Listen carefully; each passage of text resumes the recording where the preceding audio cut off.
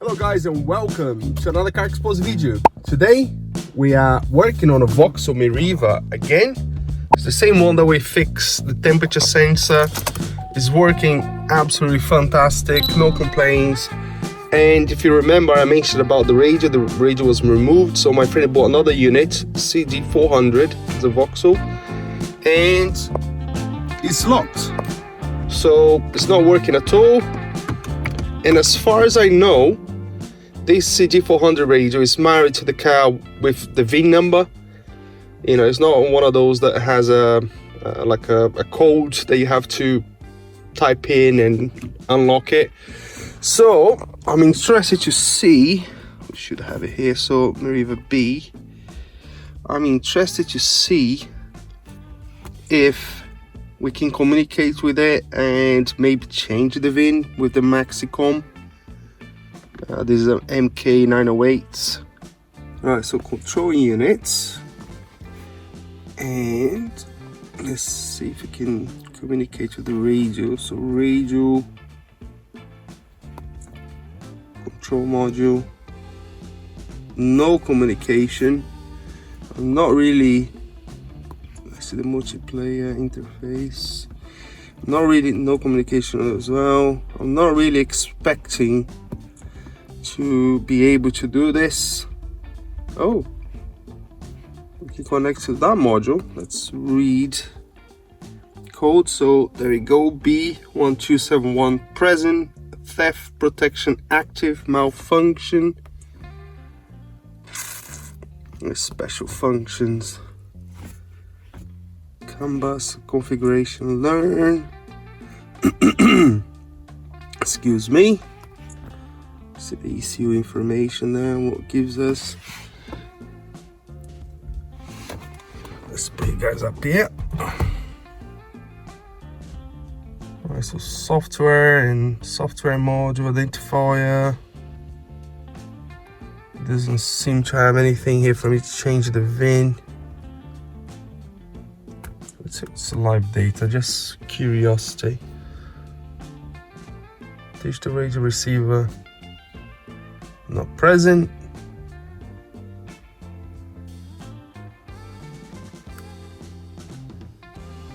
Radio theft lock armed, yes.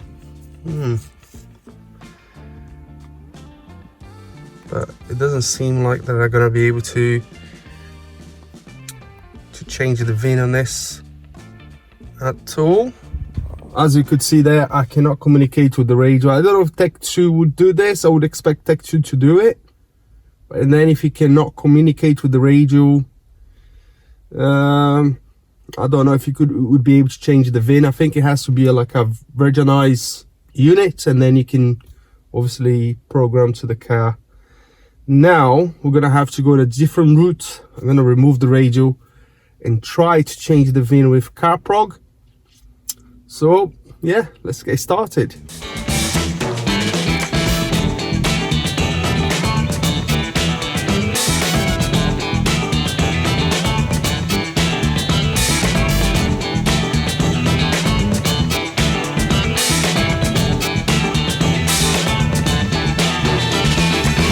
Here we are. That's the unit that we're looking for. Pretty simple to remove, really. There's quite a lot screw missing. This unit, the radio unit, was just held by one torque screw, and then the fascia here, the controls, was held by two. There's one on each side, and then obviously you have to remove this covers on the side, which is just held by these clips. And then I actually excuse me, I actually left the fascia here, remove those two connectors, and then you have the connection for the radio, the antenna, and happy days. So let's open this up. So as you can see, it seems to be like divided in half. So I will remove all these screws all the way around, halfway, then see how it goes.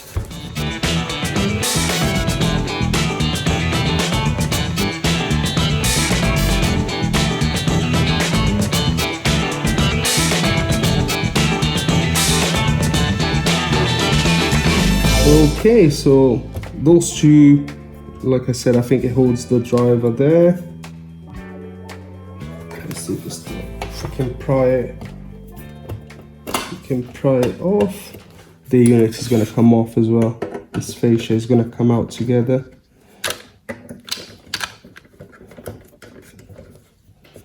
So another 4 screws at the bottom. Bunch of screws. All right, there we go.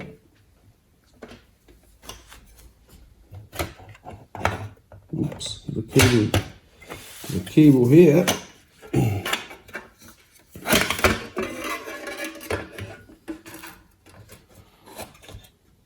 Okay, I don't see any locking device there at all, so just gonna pull the cable slowly. There we go. It does have like a green mark facing the top.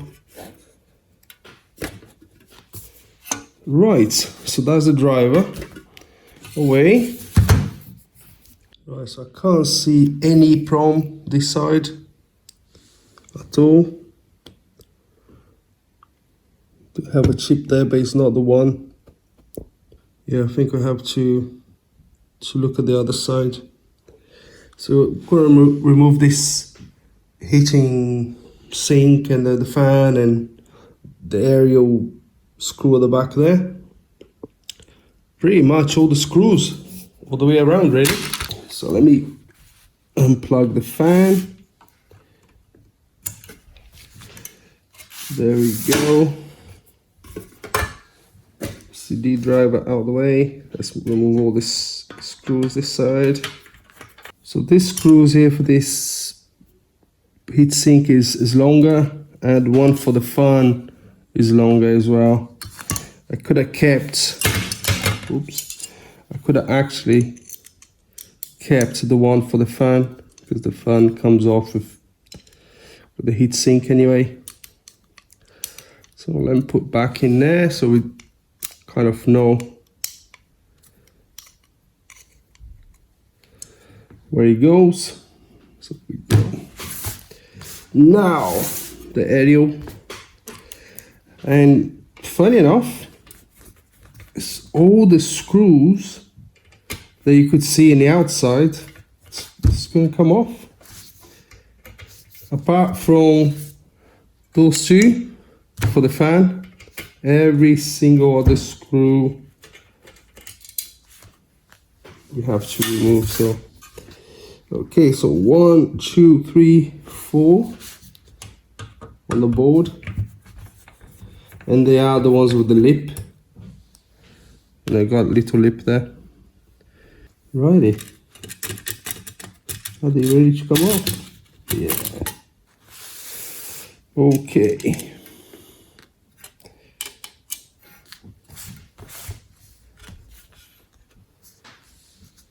Okay, now we have looking for 24C128, which I can't see, so I'm gonna have to look. Might be this 4S128. Right, so looking up, it seems to be this 4S128 chip. So let me connect carprog cable to it.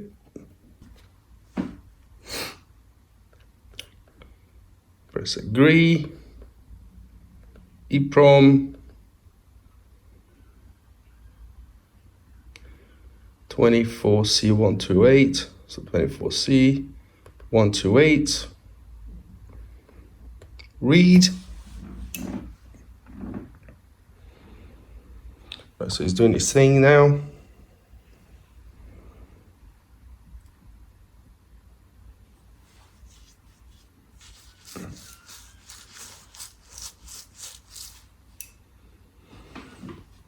Okay, so it didn't read anything. So let me check the connection here. It doesn't want to read. Okay, or it's empty or whatever. I think it just doesn't want to read. Maybe because it's connected to the board. I spoke to my friend Louis, and he said he always unsoldered the chip from the board, so that's what I'm going to do next. Just warm the board a little bit. Should have done that before, actually.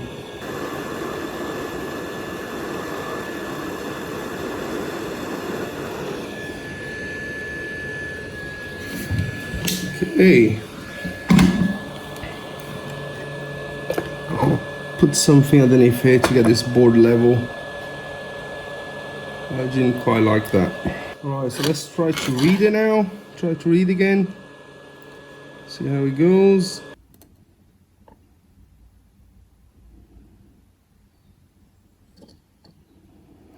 Alright, seems that I have a good connection there, so let's try to read that again.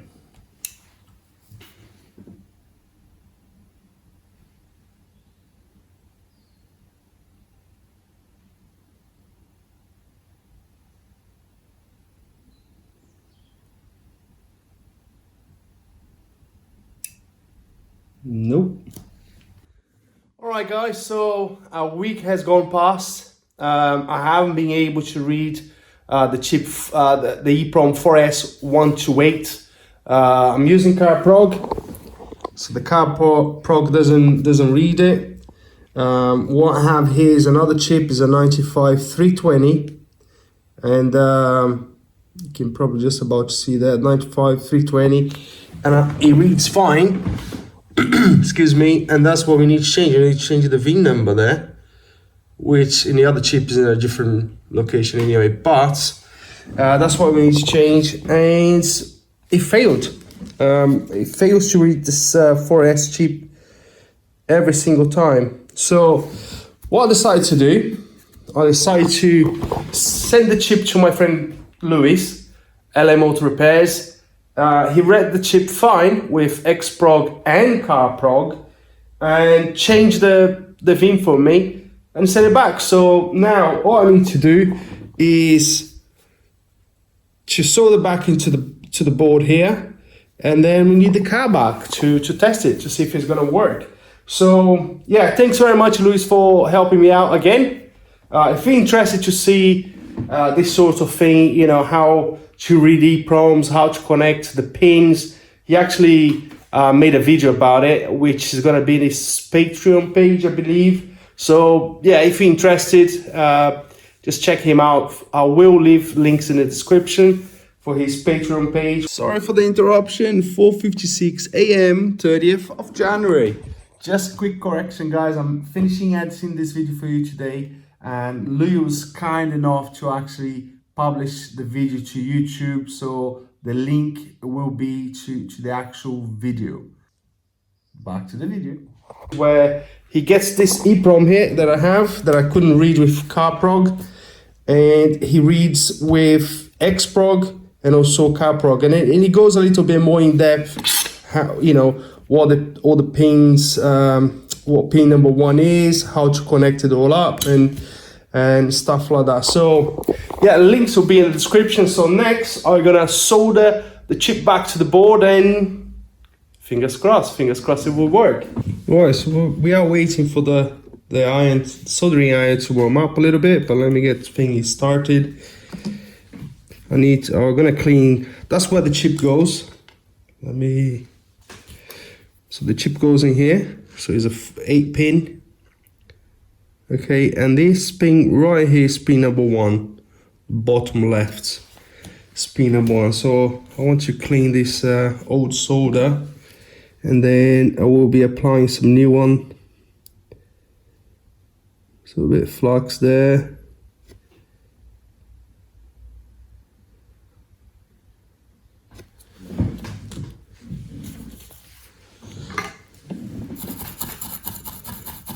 Right, let's clean this out in. That's good enough. I'll get some new copper here as well for my wife cutters. There we go.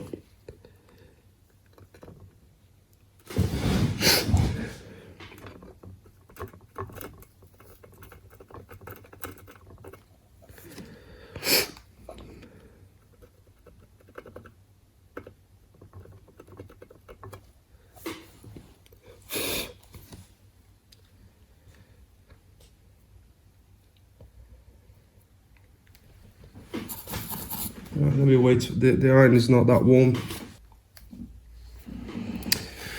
Right.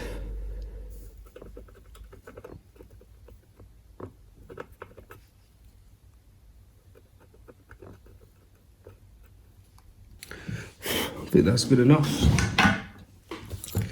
Looks nice and clean.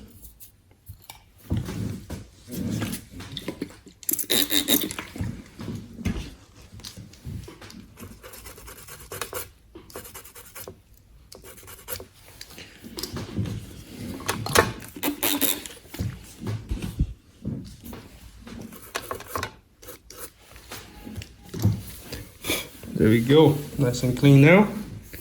I'm going to apply some new solder.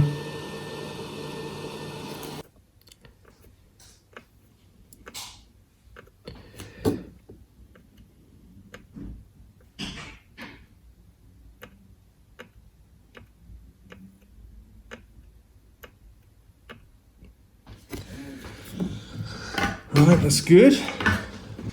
It's nice and shiny solder there. Super nice. Don't know if I'm gonna be able to show you very close, but whoopsie. No. There you go, that's nice solder in there. Righty. Our Eeprom, so pin number 1, I told you which one it is. I don't like that the board is on the side like this, but hey, sometimes you have to work what you got.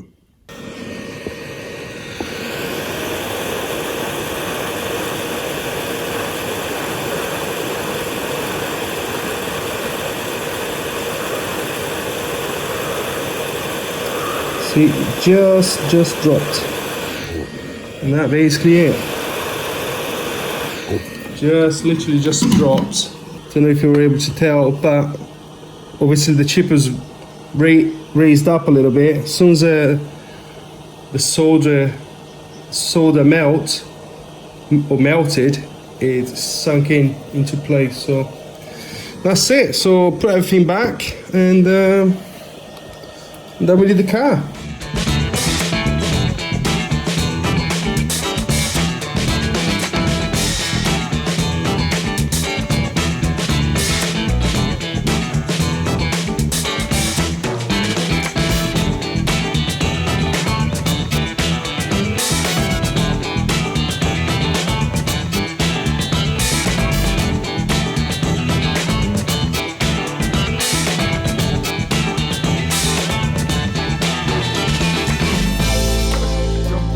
Just in case you guys need to open one of these up, you don't need to remove anything from the front here. Those 2 black screws stay in place. On the right hand side, that's what it looks like. And then the back, another 3. The left side, another 5. And then 2 at the bottom, right there. Parts is empty, no more screws left. So I guess it's time to try it to see if it's gonna work. Fingers crossed. If you're gonna remove this guy at the bottom here. Did you remove that the last time? No. Should give it a bit more room. Antenna goes in first.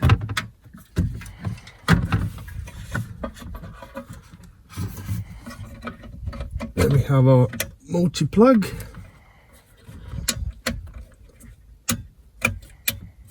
Okay, it looks like there was another plug missing, but there's nothing here, so righty, that goes right in the middle. Yeah, boom, boom. I think it's all connected up. Let's leave it like that for now. Time to try it. Where's the key? I don't want here to see if it's going to work. See if it's going to say lock again. Ooh, look at that! fantastic. It works.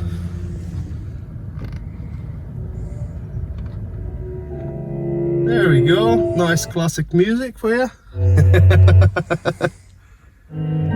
Oh jeez. We only have one radio station here. Let's try to get another one.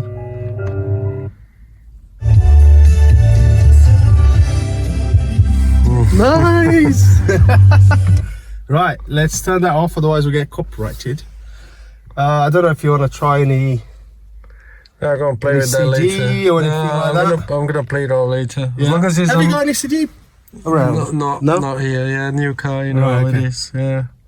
So that's it, guys. So changing the VIN obviously worked, as you saw there. Conversation with their midwife about what Perfectly. Another thing, the date and the time got updated as well. I think it's got digital radio and somehow updated the time and the date automatically. But that's it, changing the VIN, remove the Eeprom, it works. And that's it for today. I hope you guys enjoyed this one. I haven't seen anyone change this Vauxhall CD400 VIN to make the radio work with the car, but totally works. I have to thanks again Mr. Lewis for helping me out with this one. I have to check what my carprog is doing. I definitely have a problem with carprog. I did order an X-Prog 9 days ago, but it hasn't arrived yet, so it was a good decision to send to Lewis. And thanks very much, Lewis. I appreciate that, mate. And also don't forget, his video is going to be up today, which is going to be Thursday the 30th. And you guys can check, you know, he explains a little bit more about the connections with the Eeprom. He tries with X-Prog and also carprog. So if you guys are interested to see this sort of stuff, I'm going to leave the link of the video in the description, and you guys can check his channel up. There's loads of stuff like this there. He's a very sharp guy when it comes to this sort of thing. And thanks very much for watching. If you enjoyed this video, make sure to give us a thumbs up and subscribe. If you have any comments, just leave it below, and I'll see you in the next video. Cheers.